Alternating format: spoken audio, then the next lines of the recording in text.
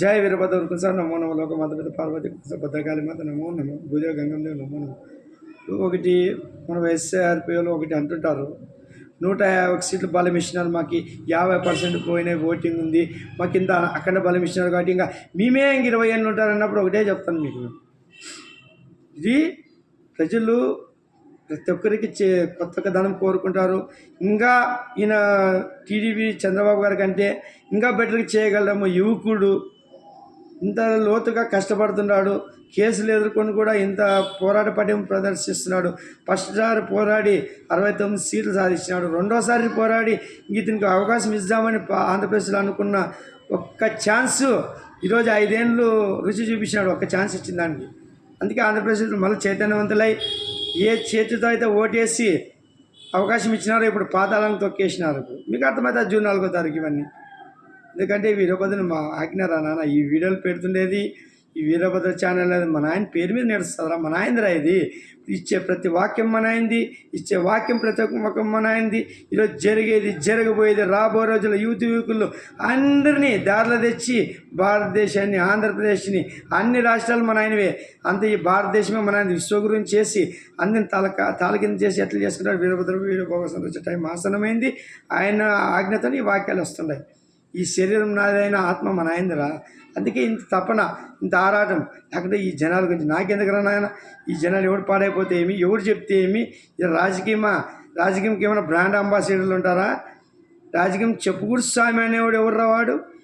బుద్ధుండి మాట్లాడండి మీరు. ఎందుకంటే ఈరోజు రౌడీ సీటర్లు రాజకీయం చేస్తున్నారు, వ్యాపారవేత్తలు రాజకీయం చేస్తున్నారు, ఒక కులాల మీద రాజకీయం చేస్తున్నారు.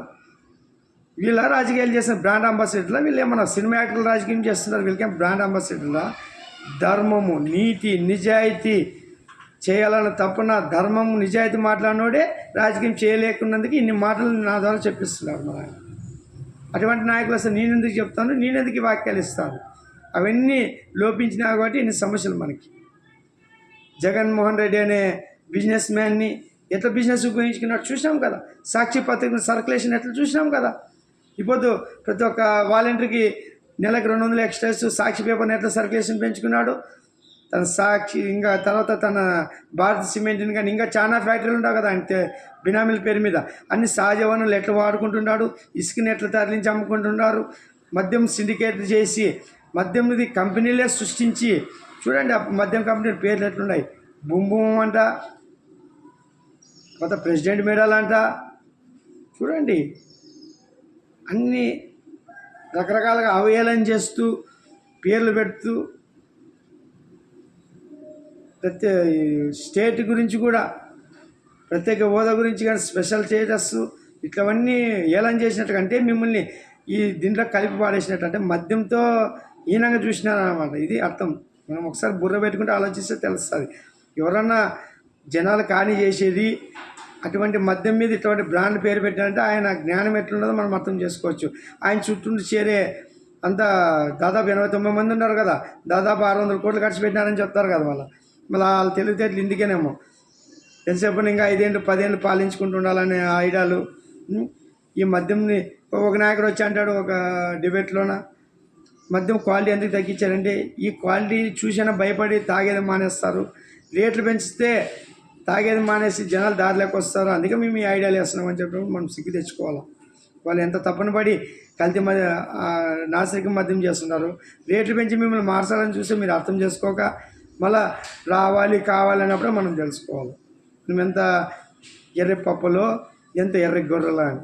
అందుకే మా ఆంధ్రప్రదేశ్ ప్రజలు ఇంకా చాలా చైతన్యవంతులైన తెలంగాణ మాజీ మంత్రి కేటీఆర్ గారు అన్నారు కదా, తెలంగాణలో కొంచెం నిదానంగా మేల్కొంటారు ప్రజలు, కానీ ఆంధ్రప్రదేశ్ ప్రజలు చాలా చైతన్యవంతులు, తెలివైన వాళ్ళు తీర్పిస్తారని చెప్పినాడు కదా. మళ్ళీ తీర్పు ఆసనమైంది, అప్పుడు ఇచ్చినారు 4వ తారీఖు బట్టి బయలు అవుతుంది. ఇవన్నీ మీకు తెలుస్తుంది.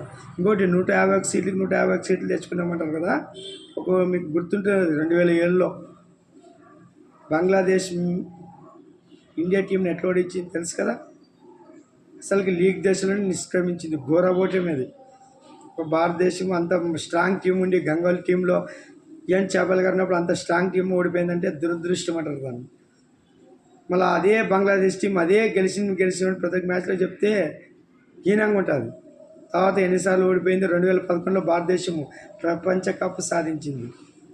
వాళ్ళ ఆ ఓటమినే చూసుకొని వాళ్ళేం కుంగిపోలేదు. మళ్ళీ వాళ్ళ స్టామినా ఏమో చూపించి విశ్వ విజేత అయినారు. మళ్ళీ బంగ్లాదేశం దాన్ని కొనసాగించలేదు. ఇండియాని ఓడించి మొత్తం ఎక్కడ ఏమన్నా ముందుకేం పోయింది లేదు, వరల్డ్ కప్ కొట్టింది. అట్లా ఈ మీ పరిస్థితి కూడా అంతే. ఏదో అదృష్టం కొద్దీ మోడీ గారికి వ్యతిరేకత, మోడీ గారికి అప్పట్లో టీడీపీ వ్యతిరేకంగా అమిత్ షా గారికి ఉన్నందుకు వాళ్ళు కొంచెం కోఆపరేట్ చేయడం వల్ల, నీ అదృష్టం కొద్దీ కేసీఆర్ పక్కలో ముఖ్యమంత్రి అయిన వల్ల ఆయన రిటర్న్ గిఫ్ట్ ఇస్తానని చెప్పి ఆయన చేయడం వలన ప్రజల్లో కొంచెము కొత్త వాళ్ళకి అవకాశం, ఒక ఛాన్స్ ఇద్దామని అవకాశం వల్ల ఇవన్నీ కలిసి వచ్చి మా నాయన వీరభద్ర అనుకుంటేనే ముఖ్యమంత్రి అయినామన్న. పూర్వ జన్మలో నీ రాజయోగం ఉంటుంది. ఆ యోగం నుంచి అయినావు, దాన్ని నిలబెట్టుకుని తీసి వదిలేసినావు అంతే లేదు.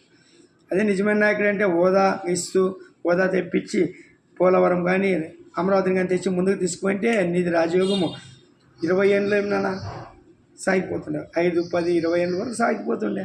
దాన్ని నువ్వు కాదనుకున్నావు.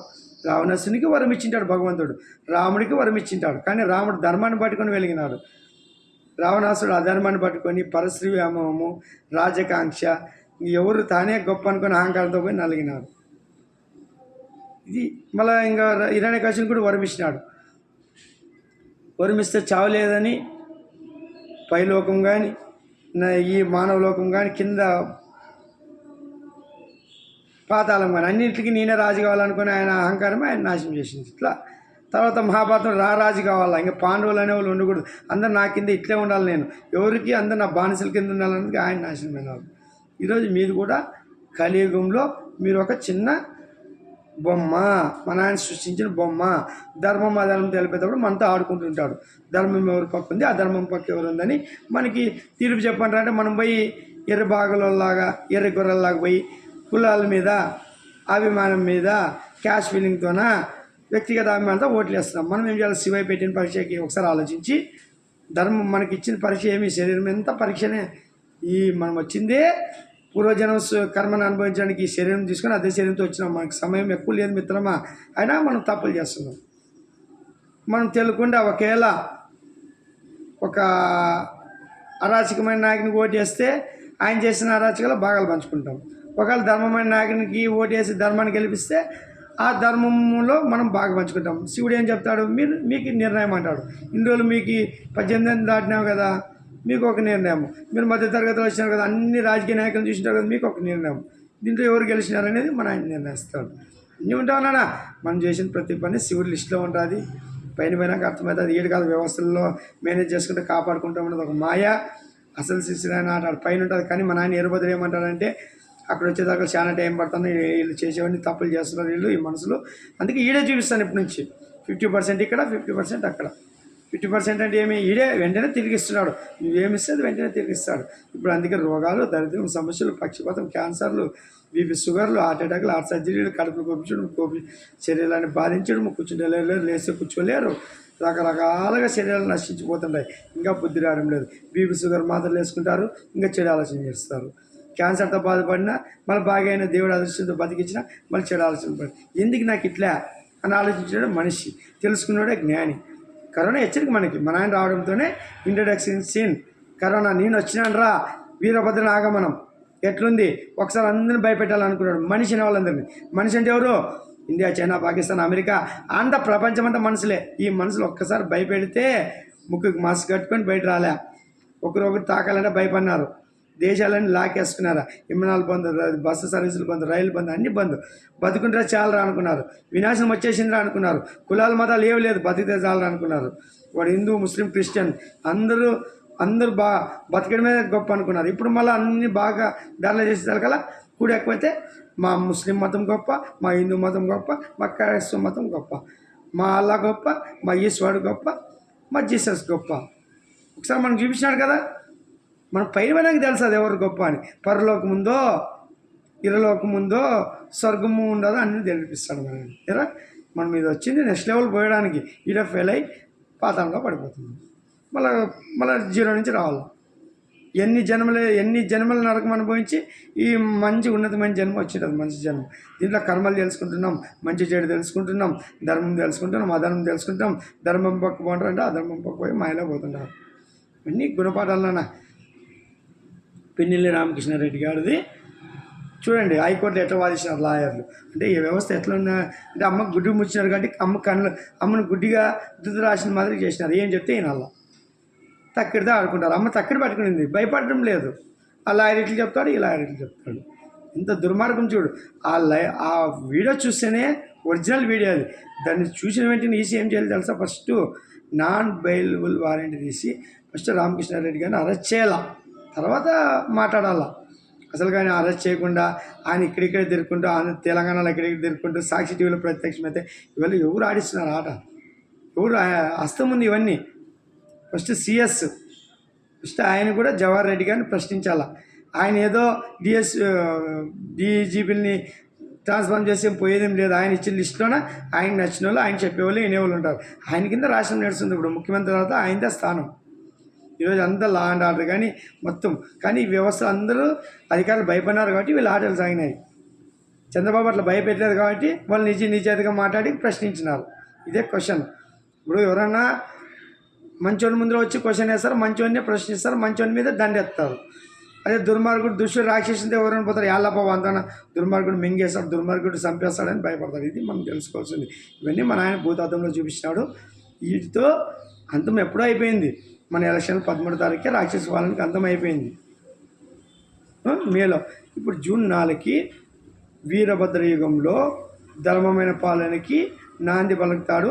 తర్వాత పైన బీజేపీ వచ్చి మోడీ గారు ప్రమాణ స్వీకారం చేసిన, ఇక్కడ చంద్రబాబు గారు ప్రమాణ స్వీకారం చేసిన తర్వాత రాబోయే మన ఆయన ఎట్లా వస్తాడు, ఏ విధంగా ఆట మొదలు పెడతాడు, అవన్నీ సస్పెన్స్గా ఉంటుంది. మీకు ముందుకు అర్థమవుతుంది అన్న. ఇవన్నీ మన ఆయనతో ఈ వాక్యాలు ఇస్తున్నాను. జై వీరభద్ర సాబ్ నమో నమో.